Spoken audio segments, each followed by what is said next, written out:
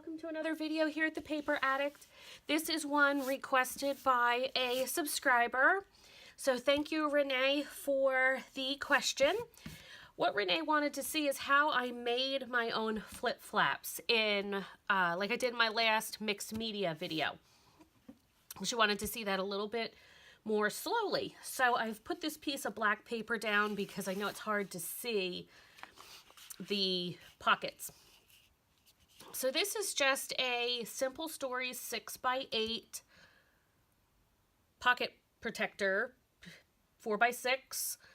I'm sure they have a technical name. Just see the hole punches and the two pockets. Now you can buy flip-flaps, but I didn't have any when I did that video, and I had this on hand, which is where this idea came from. So all I did was cut some of this off with my paper trimmer. For right now, I'm just going to use my scissors. Cut off however much you'd like. I wanted to try to get rid of the holes. Let's see, I still left a border though. And then to cut the two pockets apart, I made sure I knew where the bottom one was opening. And do you see this line right here? You're going to want to cut just underneath that, but before you reach this flap. I don't know if you can see, there's a tiny line where that happens, right? Let's see if this helps. Right there, can you see it? It's right here. That's where you're going to want to cut.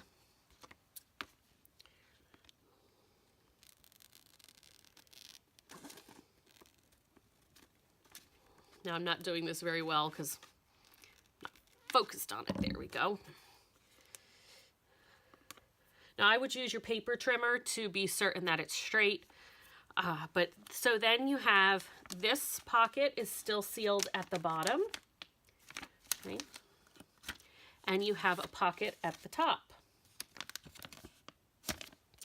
Then this one is still sealed at the bottom, and you have a pocket on the top. Now, since I did this with my scissors, it's not very close, but I would trim this right up against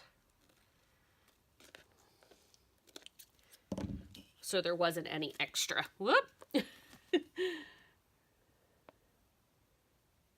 And then to adhere those, I just use Sukewang tape. You can buy this off Amazon. I will put a link in the description below, and I like this because it's super strong, but you can just tear it, unlike red line tape. And I placed that. I have the 1/4 inch. There is a 1/2 inch, and I believe there is an 1/8 of an inch as well. I just placed that on the edge here,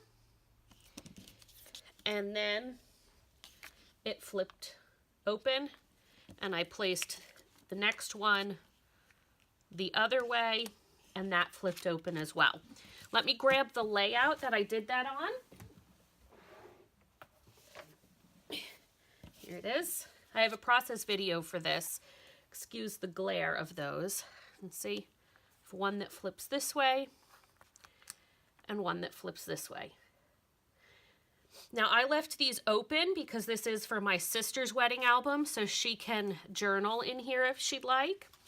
But if you were doing this just for yourself and you knew you didn't want to put anything in here, or you already had another photo, you could take your fuse tool and run it along the top of here so that the photo would definitely stay in, just right along the top.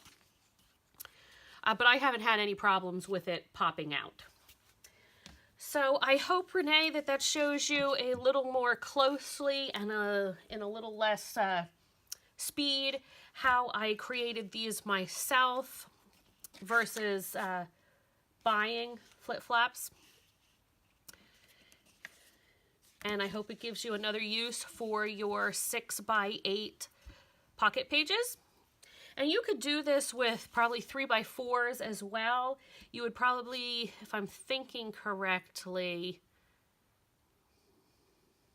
yep, you would need a fuse tool.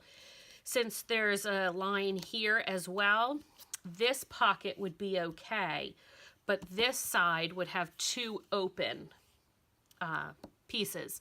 So if you had a fuse tool, you could have this one as is and then use your fuse tool and make the second one. Or you could just run a fuse tool up the middle here and use this one as a 3x4 as well. So if you ever have any other questions about how I did something or how I would handle something, or you want to issue me a challenge, I would love to hear them. Again, thank you, Renee, so much for your question. I hope this helps. If it doesn't, feel free to message me and I will certainly try to give you any more detail you may need.